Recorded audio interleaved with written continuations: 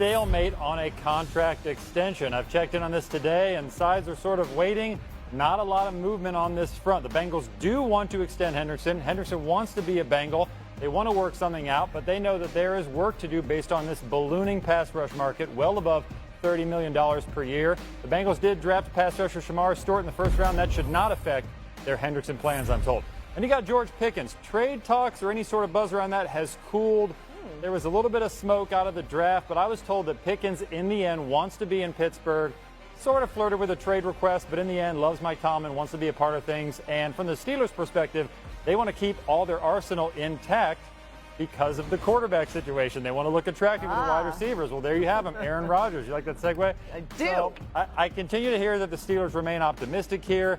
They passed up on Jackson Dart in the first round, a quarterback they like. They passed on Shedeur Sanders multiple times, a quarterback I was told they liked as a point guard distributor, at least they were somewhat comfortable with.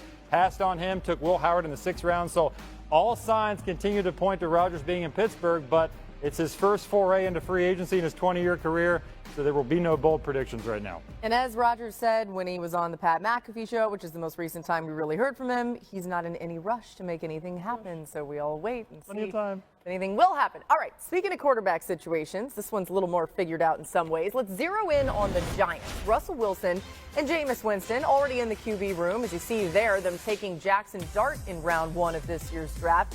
Now, many have said on this show Dart shouldn't play right away. Here's Joe Shane, the GM, on the plan for Dart this season. We went through with Josh Allen. We had a little bit different quarterback room at the time, but he was going to sit his rookie year, and then halftime of the opening game, we were getting smoked by Baltimore, so we put him in, and the rest was history. So that plan didn't go as well. But we didn't have a Russell Wilson or Jameis Winston in the room. So again, Jackson's going to come in. He's got to learn the offense. There's a lot to learn. These NFL offenses are hard to grasp and pick up and then be able to go out and execute. So, you know, the ability for him to learn and sit behind 2 consummate pros already will be beneficial for him. And then, you know, if his number's called and he has to go out and execute, he's going to need to be ready. Anybody else kind of sense he's leaving the door open there to see him a little earlier? I don't know. We'll see. It's not often that a quarterback picked in the first round does not start at all in his rookie season. From 2015 to 2024, there were 35 first-round quarterbacks. You see a couple of them on the screen there. Just 2 of them didn't start a single game their rookie year. One of them was J.J. McCarthy, who was hurt last season. The other was Jordan Love, who was sitting behind Aaron Rodgers. So it kind of shows you that it's likely we'll see Jackson Dart at some point. Jeremy, what are you hearing about the Giants' plans at QB?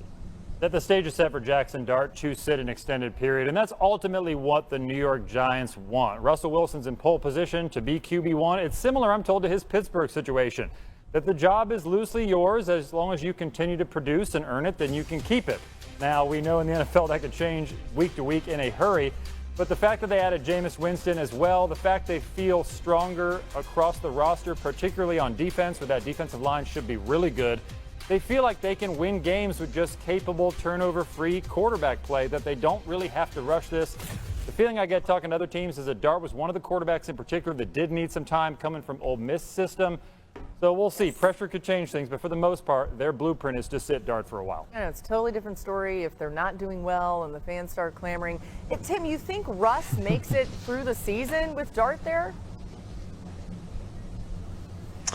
I don't, because look, there's 2 teams that are definitely better than the Giants in their own division. And so, like, that's pressure enough. And so the pressure is going to be there. And the Giants are one of the most patient organizations in the NFL. Look, when Eli Manning, ended up there, look, the plan wasn't to play Eli right away. They had a Super Bowl winning quarterback in Kurt Warner as their starting quarterback. But ultimately, they wanted him to play. They wanted him to develop. And, look, the reality is like starting the back half of the season, his rookie year, prepared him going forward. And so, look, I'm not saying that the plan is going to be exactly the same, but look, it makes sense it's easier to get better while you're playing than watching somebody else play.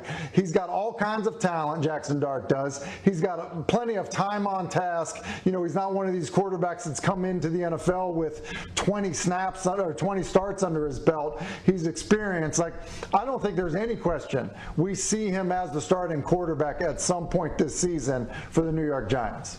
All right, now wait a second. I think our viewers are pretty smart cookies, but just in case you missed it, Tim was in all those vintage Eli. But there we go. Thank you very much. Hey, Tim, look at you. Wow. Okay. I don't know. A lot more hair. That was pre-comb over. A lot more hair. Yeah, the pre-comb over there. Oh, hey, thanks, D-Wood. Okay. You look great, Tim. Listen, that hat went on quicker. There it is. That's what we're looking for there. Looking like that's a tough look there. It's not an athletic look, not at all. No. Here's what we say about Tim is the fact that your head looks great, so you're lucky because not everybody can say that. All right, go ahead, D. Wood. What do you think about the Giants situation at quarterback? Yeah, listen. I don't put a timetable on any of these guys. We've seen guys be successful both ways, whether they play right out of the gate or guys that sit a while. I think it really depends on the prospect, how well they digest information and goes out there and applies it on the field. I'm old enough to remember in 2012, Russell Wilson, a rookie, coming in and dethroning Matt Flynn, who had just got paid by the Seattle Seahawks, and he became the starting quarterback his rookie year and went on to win Rookie of the Year. So I think it all depends on the quarterback. I know the Giants, want to sit him and let him develop, but again, to me, it depends on the prospect. Yeah, he's also a lot of new faces in Seattle on this offense, especially. Tim, are the Seahawks in position now to contend as the top team in the NFC West? I think they are. And look, they just added a quarterback who's 28 years old who threw 35 touchdowns last year. And Clint Kubiak, the offensive coordinator, is going to do things that are very familiar to Sam Darnold.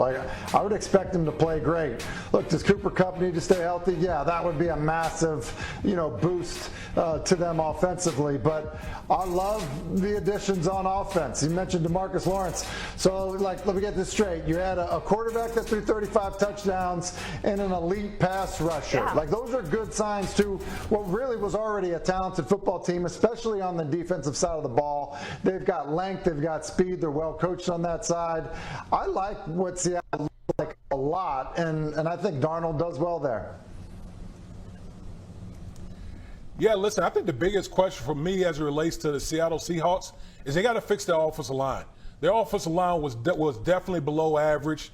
That unit really needs to come together. We talked about the draft pick, Gray Zabel, from the first round. He's going to help solidify the interior of that offensive line. If they can get the offensive line fixed for Sam Darnold on that rushing attack, this Seattle Seahawks team is going to make noise because they have a plethora of young talent on both sides of the ball. Yeah, the most interesting wrinkle on this offense could be the addition of quarterback Jalen Milroe as a backup. Jeremy, what are you hearing about the team's plan to use Milroe's skill set, especially his legs in this offense? Well, Laura, the expectation is the Seahawks will have a package ready to go for Jalen Milroe to utilize his dual threat ability, particularly his running ability. Now, Sam Darnold's going to play 95, 98% of the snaps this season, no doubt. But they want to find a way to get Milroe on the field while developing him behind the scenes. The feeling